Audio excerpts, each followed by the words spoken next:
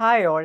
NMR സ്പെക്ട്രോസ്കോപ്പിയിൽ equivalent protons എങ്ങനെയാണ് count ചെയ്യുക നമ്മൾ ഈ വീഡിയോയിൽ ഡിസ്കസ് ചെയ്യാൻ പോകുന്നത്. സോ NMR സ്പെക്ട്ര നമ്മൾ നോക്കുമ്പോൾ അവിടെ ഇമ്പോർട്ടൻ്റ് ആയിട്ടുള്ള ഒരു കൺസെപ്റ്റാണ് ഇക്വലൻറ്റ് പ്രോട്ടോൺ. നമ്മൾ പ്രോട്ടോൺ NMR ആണ് അല്ലെങ്കിൽ H1 NMR ആണ് നോക്കുന്നതെങ്കിൽ അവിടെ ഇക്വലൻറ്റ് പ്രോട്ടോൺസിനാണ് ഇമ്പോർട്ടൻസ് ഉള്ളത്. സോ ഇക്വലൻറ്റ് പ്രോട്ടോൺസ് എങ്ങനെയാണ് ഓരോ മോളിക്യൂളിലും നമ്മൾ ഐഡൻറ്റിഫൈ ചെയ്യുന്നുള്ളത് നമുക്ക് നോക്കാം. സോ അതിൽ ആദ്യം വരുന്നത് എന്താണ് ഇക്വലൻറ്റ് പ്രോട്ടോൺസ് എന്നുള്ളതാണ്. സോ ഇക്വലൻറ്റ് പ്രോട്ടോൺസ് എന്ന് പറയുമ്പോൾ സെയിം കെമിക്കൽ എൻവയോൺമെൻറ്റിൽ എക്സിസ്റ്റ് ചെയ്യുന്ന പ്രോട്ടോൺസിനെയാണ് നമ്മൾ ഇക്വലൻറ്റ് പ്രോട്ടോൺസ് എന്ന് പറയുക. അതായത് ഐഡൻറ്റിറ്റിക്കൽ കെമിക്കൽ എൻവയോൺമെൻറ്റിലുള്ള പ്രോട്ടോൺസ്. ആ പ്രോട്ടോൺസിന് പ്രത്യേകത എന്താ വെച്ചാൽ ആ പ്രോട്ടോൺസ് എക്സ്പീരിയൻസ് ചെയ്യുന്ന മാഗ്നറ്റിക് എൻവയോൺമെൻറ്റ് സെയിം ആയിരിക്കും. അതുപോലെ തന്നെ അവരുടെ കെമിക്കൽ ഷിഫ്റ്റ് വാല്യൂസ് സെയിം ആയിരിക്കും. NMRൽ നമ്മൾ കെമിക്കൽ ഷിഫ്റ്റിന് അക്കോർഡിംഗ് ആയിട്ടാണ് നമ്മളുടെ ഡാറ്റ പ്ലോട്ട് ചെയ്യുന്നത്. സോ അവിടെ കെമിക്കൽ ഷിഫ്റ്റ് സെയിം ആയിരിക്കും. അതുപോലെ തന്നെ എന്താണ്, ഈ ഇക്വലൻറ്റ് പ്രോട്ടോൺസ് തമ്മിൽ കപ്ലിംഗ് നടത്തില്ല. സോ ഇതാണ് നമ്മളുടെ ഇക്വലൻറ്റ് പ്രോട്ടോൺസിൻ്റെ ഫീച്ചേഴ്സ് വരുന്നത്. സോ നമുക്ക് ഓരോ മോളിക്യൂളിലും എങ്ങനെയാണ് ഇക്വലൻറ്റ് പ്രോട്ടോൺസ് നമ്മൾ ഐഡൻറ്റിഫൈ ചെയ്യാമെന്ന് നോക്കാം. ഓരോ മോളിക്യൂൾസ് വെച്ചിട്ട് തന്നെ നോക്കാം. സോ അതിൽ ആദ്യം പ്രൊപ്പൈൻ മോളിക്യൂൾ നോക്കുവാണെങ്കിൽ ഇവിടെ എത്ര ഇക്വലൻറ്റ് പ്രോട്ടോൺസ് ഉണ്ട്? സോ ഇവിടെ ഇക്വലൻറ്റ് പ്രോട്ടോൺസും അതുപോലെ ഡിഫറൻ്റ് ആയിട്ടുള്ള ഇക്വലൻറ്റ് പ്രോട്ടോൺസും ഒക്കെ ഒരു പീക്ക് തരുന്നുണ്ടാവുള്ളൂ NMR ഡാറ്റയിൽ. സോ ഡിഫറൻ്റ് ആയിട്ടുള്ള ഇക്വലൻറ്റ് പ്രോട്ടോൺസ് എത്ര ഉണ്ടോ അത്രയും പീക്കുകളായിരിക്കും നമ്മുടെ NMR സ്പെക്ട്രയിൽ പീക്കുകളായിട്ട് വരുന്നുണ്ടാവുക. സോ ഇവിടെ നോക്കുവാണെങ്കിൽ നമുക്ക് രണ്ട് രീതിയിലുള്ള പ്രോട്ടോൺസ് ഇവിടെ കണ്ടുപിടിക്കാൻ പറ്റും. സോ ഇവിടെ ഈ ഗ്രൂപ്പില്ലേ, ഈ ഗ്രൂപ്പ് CH2 ഗ്രൂപ്പ് അല്ലേ. സോ ആ CH2 ഗ്രൂപ്പിനെ നമ്മൾ റെപ്രസെൻ്റ് ചെയ്യുകയാണെങ്കിൽ ഇങ്ങനെയാണ് വരിക. ഇവിടെ രണ്ട് ഹൈഡ്രജൻസ് ഉണ്ട്. ഓക്കെ. സോ ഇവിടെ ഡിഫറൻ്റ് ആയിട്ട് വരുന്നത് ഈ CH3 ഗ്രൂപ്പുകൾ സിമിലർ ആയിട്ടുള്ള എൻവയോൺമെൻ്റ് അല്ലേ. കാരണം ആ രണ്ട് ഗ്രൂപ്പും CH2 ഗ്രൂപ്പുമായിട്ടാണ് ഡയറക്റ്റ്ലി ബോണ്ട് ചെയ്തിട്ടുള്ളത്. സോ അവിടെ ഈ രണ്ട് CH3 ഗ്രൂപ്പുകൾ ഈക്വലൻ്റ് ആയിട്ടുള്ള ഗ്രൂപ്പുകളാണ്.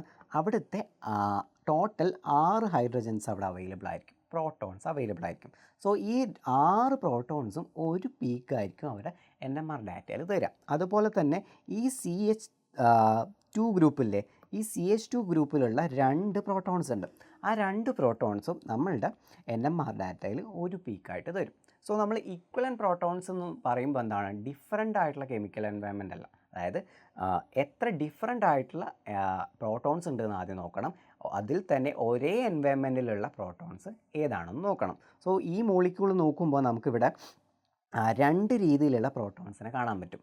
രണ്ട് ഡിഫറെൻറ്റ് എൻവയോൺമെൻറ്റിലുള്ള പ്രോട്ടോൺസും അതിൽ തന്നെ ഒരേ എൻവയോൺമെൻറ്റിലുള്ള പ്രോട്ടോൺസിനെയും നമ്മൾ നോക്കണം. സോ ഈ CH3 ഗ്രൂപ്പും ഈ CH3 ഗ്രൂപ്പും ഒരേ എൻവയോൺമെൻറ്റാണ്. അതുകൊണ്ട് എന്താണ്, ഈ രണ്ട് CH3 ഗ്രൂപ്പിലുള്ള 6 ഹൈഡ്രജൻസും ഈക്വലൻ്റ് ആണെന്ന് നമുക്ക് പറയാൻ പറ്റും. സോ 6 ഹൈഡ്രജൻസും കൂടിയിട്ട് ഒറ്റ പീക്കേ തരുള്ളൂ.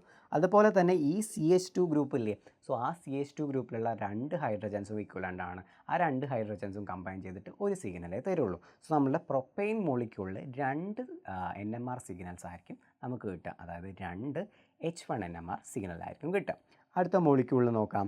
അടുത്ത മോളിക്യൂൾ എത്തനോളാണ്. സോ എത്തനോളിൽ എത്ര ഡിഫറൻ്റ് ആയിട്ടുള്ള ഹൈഡ്രജൻസ് ഉണ്ടെന്ന് നമുക്ക് ആദ്യം നോക്കണം. സോ ഇവിടെ എന്താണ് CH3 ഗ്രൂപ്പാണ്. സോ അവിടെ എന്താണ് 3 ഹൈഡ്രജൻസ് ഉണ്ട്. ആ 3 ഹൈഡ്രജൻസും സെയിം കെമിക്കൽ എൻവയോൺമെൻറ്റിലാണ് ഉള്ളത്. പിന്നെ ഇവിടെ ബാക്കിയുള്ള എന്താണ്, CH2 അല്ലേ.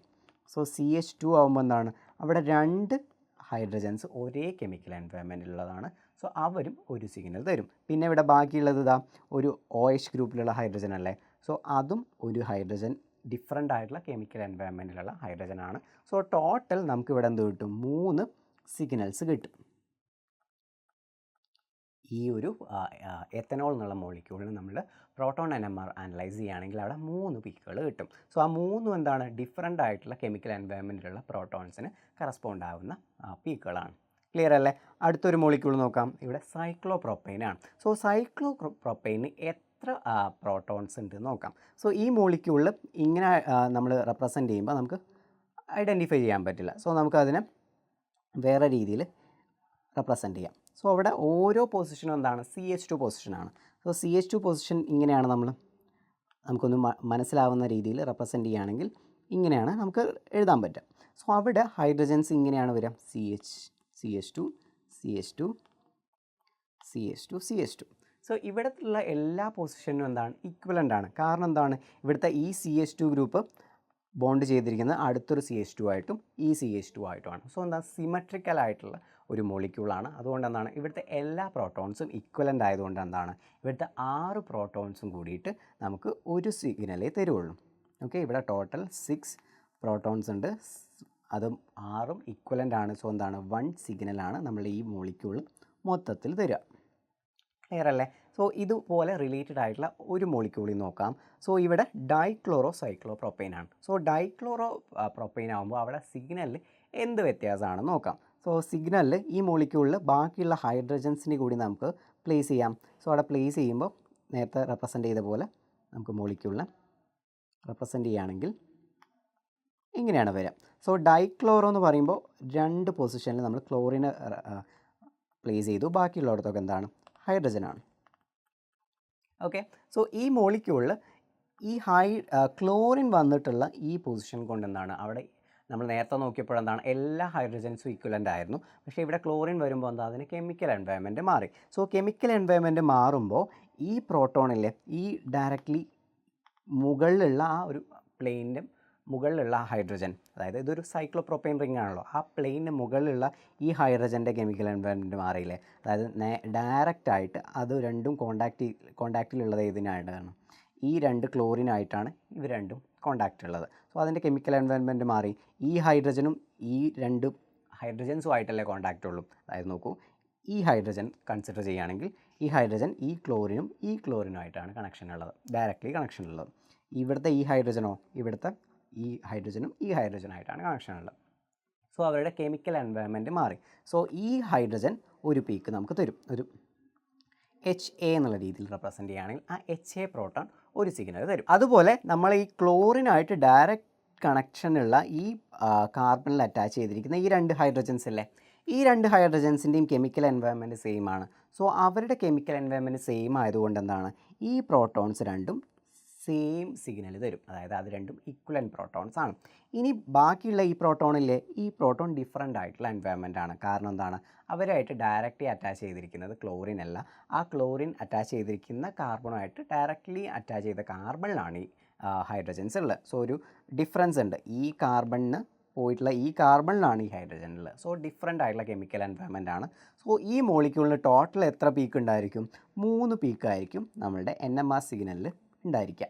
ക്ലിയർ അല്ലേ? അത് എങ്ങനെ വന്നു എന്ന് മനസ്സിലായില്ലേ? ഇവിടുത്തെ കെമിക്കൽ എൻവയോൺമെൻറ്റ് മാറി, ഒരു സബ്സ്റ്റിറ്റ്യൂഷൻ 2 സബ്സ്റ്റിറ്റ്യൂഷൻ വന്നപ്പോൾ തന്നെ. സോ 2 സബ്സ്റ്റിറ്റ്യൂഷൻ വന്നപ്പോൾ നമ്മളുടെ ഒറ്റ സിഗ്നൽ ഉണ്ടായിരുന്ന സൈക്ലോപ്രോപ്പൈൻ ഇവിടെ 3 സിഗ്നൽ കാണിക്കാൻ തുടങ്ങി. ക്ലിയർ അല്ലേ? സോ നമുക്ക് അടുത്തൊരു മോളിക്യൂൾ നോക്കാം. അടുത്ത മോളിക്യൂൾ വരുന്നത് ക്ലോറോ സൈക്ലോ ബ്യൂട്ടൈൻ ആണ്. ആ മോളിക്യൂളിനെ നമ്മൾ റെപ്രസെൻറ്റ് ചെയ്യുകയാണെങ്കിൽ ഇങ്ങനെയാണത് വരിക. സോ ആ മോളിക്യൂളിൽ നമുക്ക് ഒരു സബ്സ്റ്റിറ്റ്യൂഷൻ മാത്രമേ വന്നിട്ടുള്ളൂ.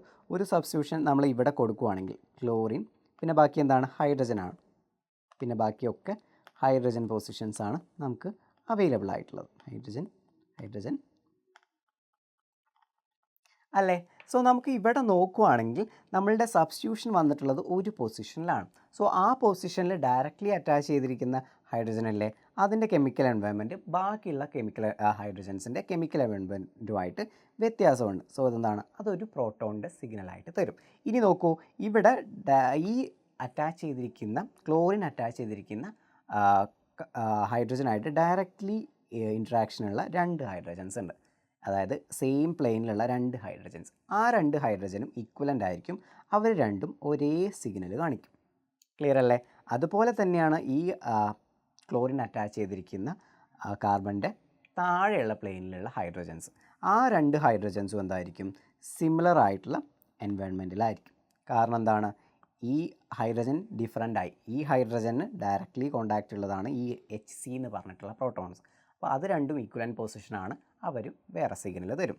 ഇനി നോക്കൂ, ഇനി ഇവിടെ ഈ ഒരു ഹൈഡ്രജൻ അല്ലേ, സോ ഈ ഹൈഡ്രജനും ഈ റിങ്ങിൻ്റെ ഭാഗമല്ലേ, റിങ്ങിൻ്റെ അപ്പർ സൈഡിൻ്റെ ഭാഗമാണ്. സോ ഈ സിഗ്നലും ഡിഫറൻ്റ് ആയിരിക്കും. സോ അതിനെ നമ്മൾ HD എന്ന് റെപ്രസെൻ്റ് ചെയ്യാം. ഓക്കെ, സോ അതുപോലെ തന്നെ ഈ പ്ലെയിനിന് താഴെയുള്ള സിഗ്നലിൽ ഈ ഹൈഡ്രജനല്ലേ, അതിൻ്റെ സിഗ്നലും ഡിഫറൻ്റ് ആയിരിക്കും. കാരണം എന്താണ് കെമിക്കൽ എൻവയോൺമെൻറ്റ് വ്യത്യാസമുണ്ട്.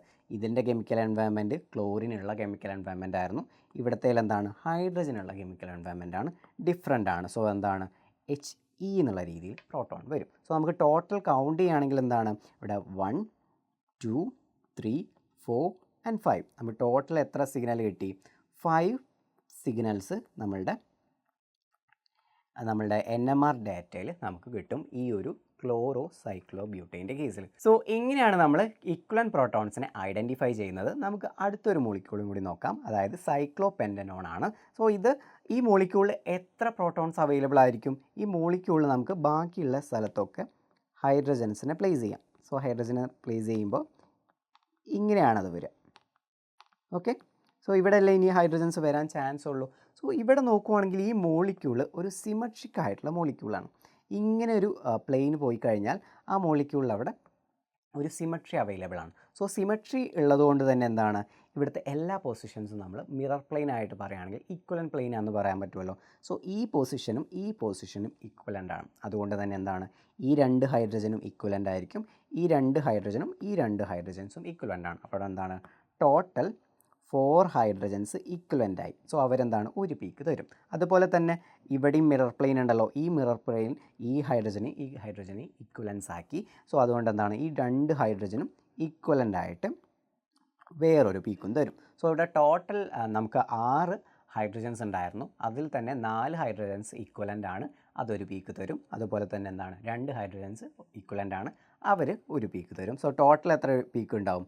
2 പീക്സ് ആണ് നമ്മളുടെ ഈ മോളിക്യൂളിന് നമുക്ക് NMR ഡാറ്റയിൽ കിട്ടുന്നുണ്ടാവുക. സോ ഒരു ഓർഗാനിക് മോളിക്യൂളിലെ ഇക്വലൻ്റ് പ്രോട്ടോൺസിനെ എങ്ങനെ ഐഡൻറ്റിഫൈ ചെയ്യാമെന്നാണ് ഈ വീഡിയോയിൽ നമ്മൾ ഡിസ്കസ് ചെയ്തിട്ടുള്ളത്. എല്ലാവർക്കും ക്ലിയർ ആണെന്ന് വിചാരിക്കുന്നു. അടുത്തൊരു കൺസെപ്റ്റുമായിട്ട് അടുത്തൊരു വീഡിയോയിൽ കാണാം. See you guys, by.